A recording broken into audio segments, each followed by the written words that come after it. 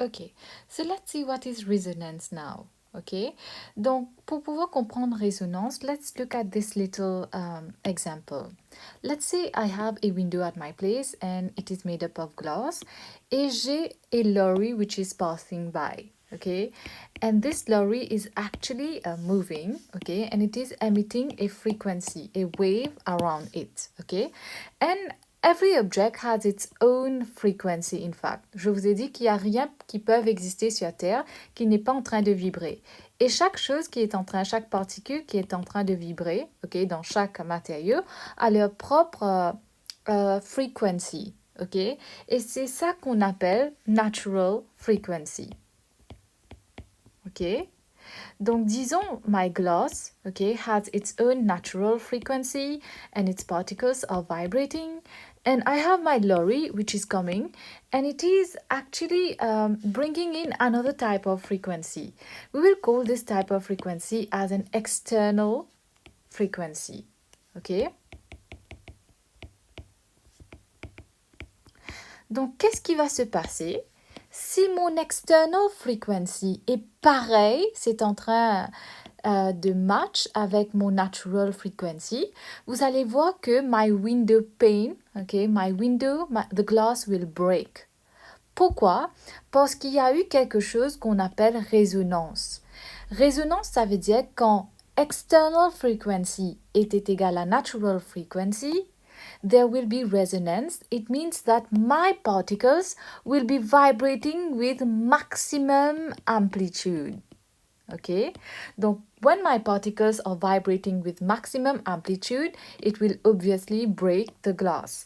So what is resonance? Okay, resonance happens when external frequency is greater or equal, is equal to natural frequency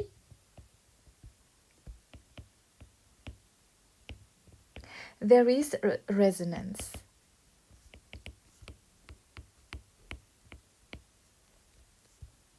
The natural system gain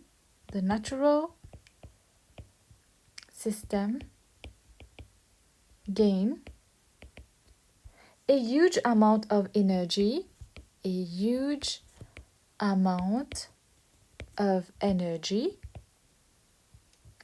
corresponding to a high amplitude.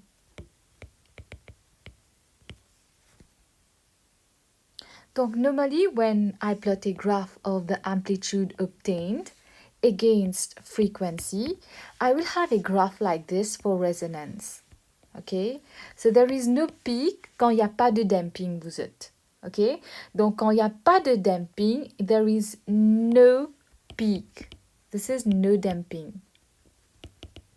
Okay? So this is the graph for, I would say, resonance. Et F note, this is called as the threshold frequency.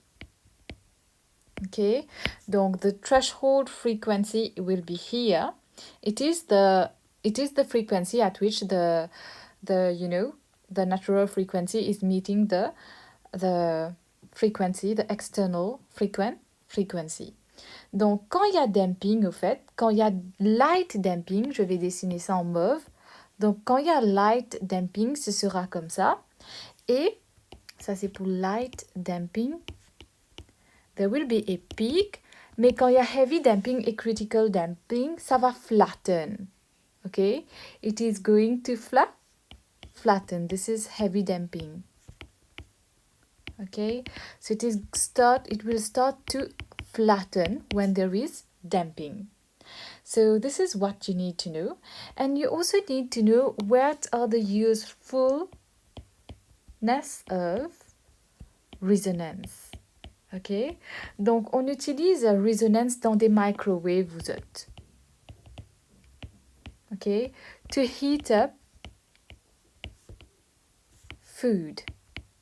Donc, je ne sais pas si vous avez remarqué, mais comme si, essayez un jour, si vous êtes en train de chauffer du riz ou, je ne sais pas moi, briganou ou quoi que ce soit, mettez un peu d'eau, ok, en haut de votre briganou ou de votre du riz, ok. If you put water, okay, you will see that the water will actually heat more than the actual rice which is, okay, next to it. Pourquoi?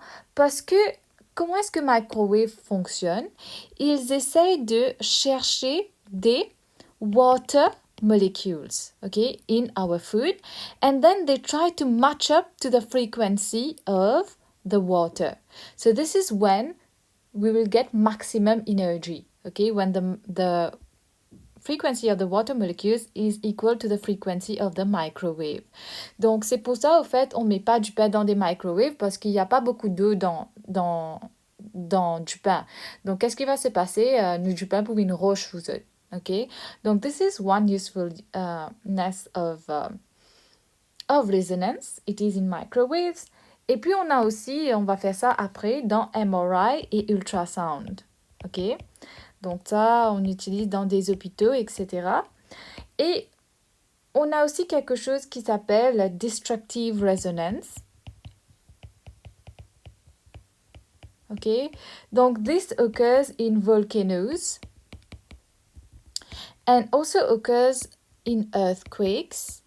OK? Et on a un petit exemple du Tacoma Bridge. OK? Bridge collapse, que je vais vous montrer comment est-ce que ça s'est passé. Donc ici, comme vous pouvez le voir, ça c'est notre Tacoma Bridge. Malheureusement, qu'est-ce qui s'est passé? Le natural frequency, au fait, of the bridge has been equal to, okay, is equal to the frequency with which the wind is blowing. So this is what will happen. Donc on a l'impression que c'est flexible, mais c'est pas flexible. It's actually a bridge made up of concrete. So it is undergoing maximum, okay? It is oscillating with maximum amplitude. So at a point, it is surely going to collapse. It's remarkable that the girders were this flexible. And here we go. Finally, it will collapse.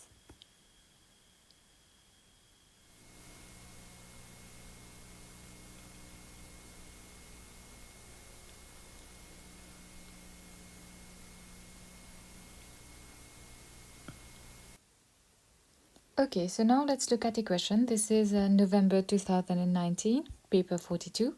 Let's look at an example. So you have a ball of mass m, which is attached to two springs, yes, and then one spring is attached to an oscillator. So we can assume that it is going to undergo simple harmonic motion. So a graph has been given. So as you can see from the graph, the amplitude is actually decreasing. Therefore, we know that it is undergoing damping. What is meant by damping? This question is really easy. So we are going to put that it is a loss of energy due to frictional force. Okay, there will be loss of energy in a system, okay, due to frictional force. This is damping. So they ask you the evidence provided by figure 4.2 that the motion of the ball is damped. So we can say that the amplitude is decreasing,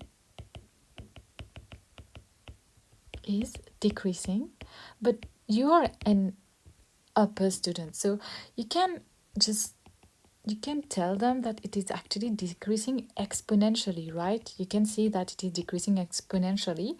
So amplitude is decreasing exponentially.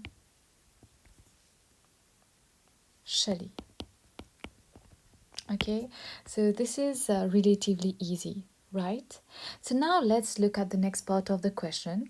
They are telling us that acceleration A and displacement is given by this equation, okay?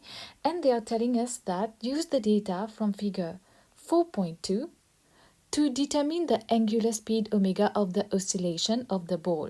So what you need to know is that omega is equal to 2 pi over t, and t is actually period of oscillation, and we can get this from the graph.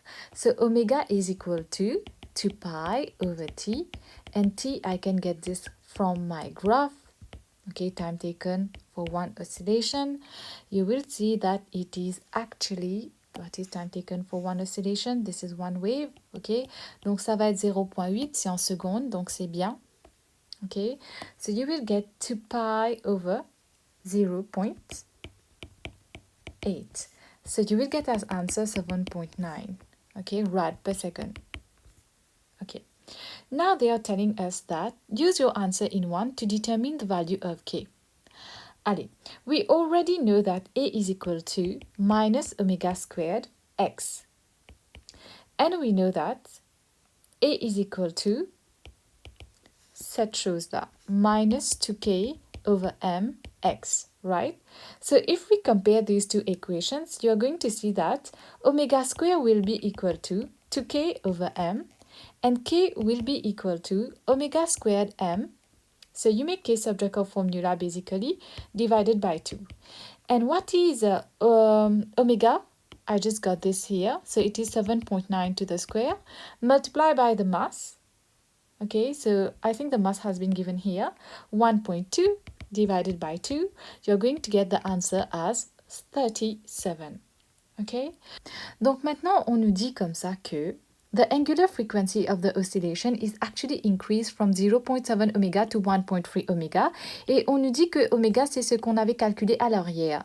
Donc oméga, ce qu'on avait calculé à l'arrière, c'était 7.9. And it was actually the angular frequency of the ball. Donc, it is the natural frequency of the ball, right?